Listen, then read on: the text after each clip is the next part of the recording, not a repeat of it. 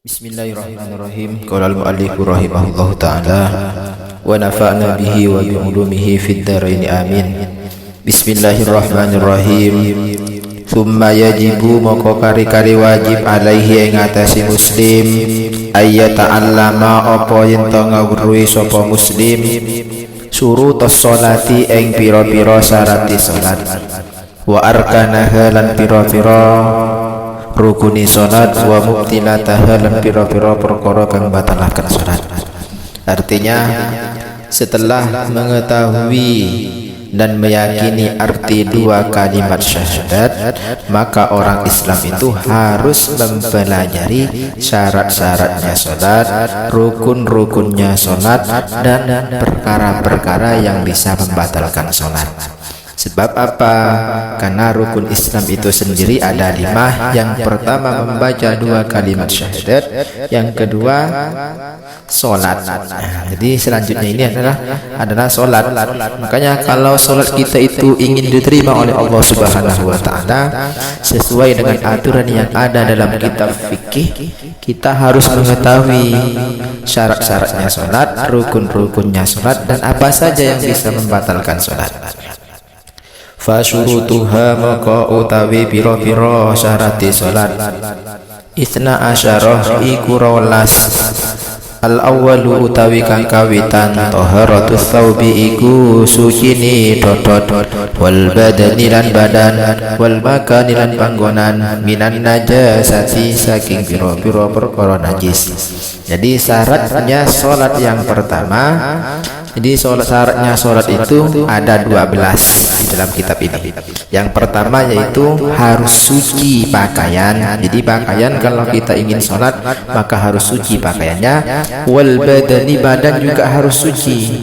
Jangan sampai ada perkara najis yang menempel pada anggota badan kita ketika kita mau sholat. Wal makani, begitu juga tempat kita harus suci. Suci dari apa? Minan najasati, dari perkara-perkara yang memang oleh syara itu dianggap najis.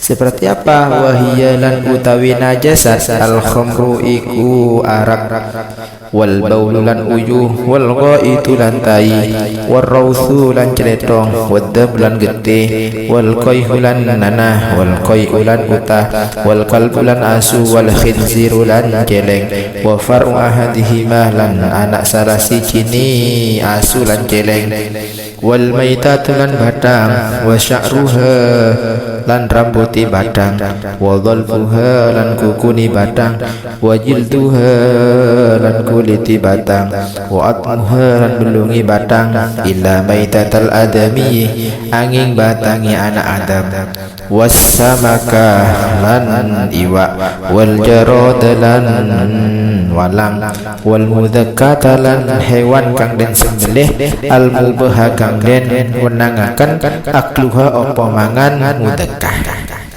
Jadi tempat, badan, pakaian, terus apalagi semuanya itu harus suci ketika kita mau mengerjakan sholat. Suci dari apa? Suci dari najas. Suci dari najis. Wahia apa saja najis itu? Macamnya najis itu, yang pertama yang dianggap najis al khamru, yaitu khamar. Khamr itu hukumnya najis. Wal baulu kencing, wal ghaitu kotoran manusia, kotoran hewan dan semuanya itu dianggap najis. Warrauthu kotoran hewan, waddamu darah, wal qayhu nanah, wal qayhu muntahan, wal kalbu anjing, wal khinziru celeng, wa far'u ahadima atau hewan yang dilahirkan dari salah satu dari keduanya. Artinya seperti contoh misalnya ada anjing dikawin silang dengan sapi, kemudian dia punya anak sapi, maka itu dianggap najis. Wal maitatu lan batang, bangkai, maksudnya itu bangkai, wa sya'ruha dan rambutnya bangkai, wa dhilfuha dan kukunya juga dianggap bangkai. Kukunya bangkai juga dianggap najis. Wa jilduha kulitnya, wa atmuha tulangnya, semuanya itu dianggap najis. kecuali yang tidak najis ya. Ada bangkai yang tidak najis, illa maitatal adami, kecuali bangkainya ada adam ya. Bangkainya anak adam itu hukumnya suci, tidak najis. Cuman jangan dimakan kalau anak adam. Wasamakah yang nomor 2 yang termasuk bangkai tapi itu suci atau tidak najis, yaitu bangkainya ikan. Jadi kalau misalnya ada ikan mati besar misalnya mati, nah, itu tidak perlu disembelih, itu dianggap suci. Wal jarad, bisa dimakan kalau ikan kayak itu. Wal jarad dan walang, apa namanya itu, beleng kata orang Madura itu. Wal mudakkatal mubahha, dan juga hewan yang boleh dimakan terus kemudian disembelih sesuai dengan aturan syariat, maka itu boleh dimakan. Contohnya misalnya ada sapi disembelih, sembelihan itu sesuai dengan aturan syariat, atau ayam disembelih kemudian cara penyembelihnya itu sesuai dengan aturan syariat, maka itu boleh untuk dimakan.